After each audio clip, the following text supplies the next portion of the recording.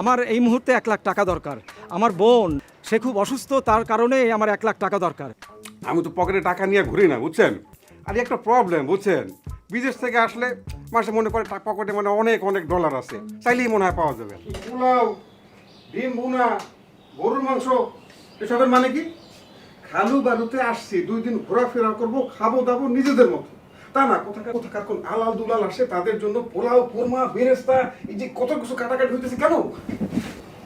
ভাইজান, তুমি না সবসময় মানুষের শুরু করে কথা বলো কেন? হ্যাঁ, বিদেশে থাকতে থাকতে না তুমি জানি কেমন হয়ে গেছো কেন? প্র্যাকটিক্যাল হয়েছে, প্র্যাকটিক্যাল। জীবন অনেক কঠিন, বুঝছিস? চাইলেই যখন তখন পোলাও কোরমা খাওয়া যায় না। আমার বন্ধুরা আসছে, ইটস অলরাইট, এই জন্য তাদের জন্য পোলাও, কোরমা, বেরেস্তা এত কিছু তৈরি করতে হবে, এটা কিন্তু ঠিক না। তোদের এই দেশের মানুষের ইমোশন একটু বেশি, ইমোশন দিয়ে জীবন চলে না। B practical, just mind it. Pulao korma পাক করছিস, রাবিশ।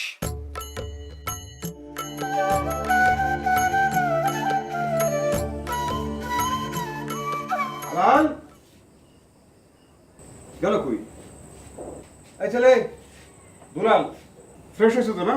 Good, looking nice. দেখো তো আলাল কোথায় গেছে, আশেপাশে কোথাও আছে কিনা। তাড়াতাড়ি ডেকে নিয়ে আসো, টেবিলে খাবার দেওয়া হয়েছে। পোলাও রান্না হয়েছে, পোলাও, গরুর মাংস। কি না কি খাও কিছুই তো জানি না।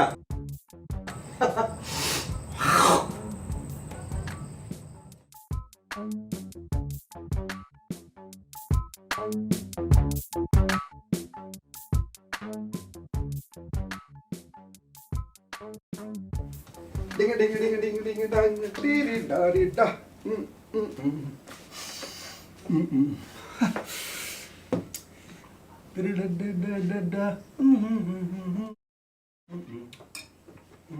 Joss.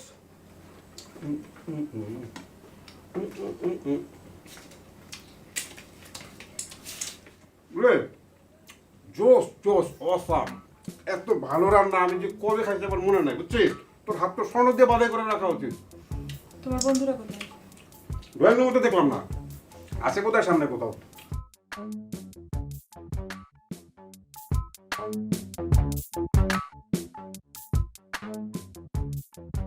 হ্যালো মামনি, মামনি শোন শোন শোন, এই বাবরকে একটু ফোনটা দে না। কেন বাবা, কি হয়েছে? আচ্ছা আমি বাবরকে বলবো, তুই বাবরকে তাড়াতাড়ি ফোনটা দে। আচ্ছা এই নাও, বাবা কথা বলবে। হ্যালো, সালাম আলাইকুম, বলেন। পোলাও খাইতেছিলাম তো, পোলাও আর গরুর গোস্ত, তারপর আপনারা সালাম দিলাম, বিয়াদবি নিয়েন না। হ্যালো বাবা, শোনো শোনো বাবা, আমি খুব বিপদে পড়ছি, তুমি একটু হেল্প করতে পারবা? কিসের বিপদ খালু?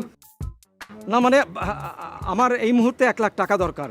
আমার বোন লুবনার ফুপু, মানে তোমারও ফুপু, সে খুব অসুস্থ, তার কারণে আমার 1 লাখ টাকা দরকার। আচ্ছা আমি যদি এই মুহূর্তে কাউকে পাঠাই, এই 2-1 ঘন্টার মধ্যে যদি টাকাটা নিয়ে আসে, তাহলে আমার খুব উপকার হয় বাবা। আমি এই টাকাটা এই মুহূর্তে ম্যানেজ করতে পারি নাই বলেই তোমাকে ফোনটা দিছি। তুমি তো আসোই, 2-4 দিনের মধ্যেই তোমাকে টাকাটা ফেরত দিয়ে দেবো। খালু, আমি তো পকেটে টাকা নিয়ে ঘুরি না, বুঝছেন? আর 1 লাখ টাকা তো যাতা টাকা না।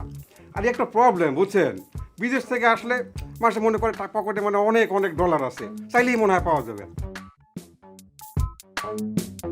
এই জন্যই খালু জান আমি, বুঝছেন, যে আসতে ইচ্ছা দেশে, তারপর আপনি টাকা চাও জ্ঞান, এটা আমি যাবি দেন দরবার, এই জন্য আমি দেশে আসি না খালু জান।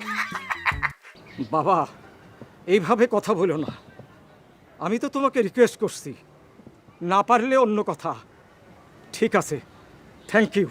ওয়েলকাম ওয়েলকাম খালু জান, মোস্ট ওয়েলকাম। তুমি বাবার সাথে এভাবে কথা বললে কেন? আরে খালু জান, আমার কাছে টাকা চাই, 1 লাখ টাকা। আমি কি টাকা পকেটে নিয়ে ঘুরি বল? তোর ফুফুর চিকিৎসা, সেই জন্য খালু জান আমার কাছে 1 লাখ টাকা চাইতেছে। আচ্ছা ঠিক আছে, তুমি দিতে পারবা না সেটা ঠিক মতো বলতা, এরকম বেয়াদবি কেন করলা? মুরব্বীদের সাথে কিভাবে কথা বলতে হয় সেটাও ভুলে গেছো ভাইয়া? তুমি যখন বিদেশে যাও প্রথমবার, তোমার টাকার দরকার ছিল, বাবা তোমার টাকা দেয় নাই?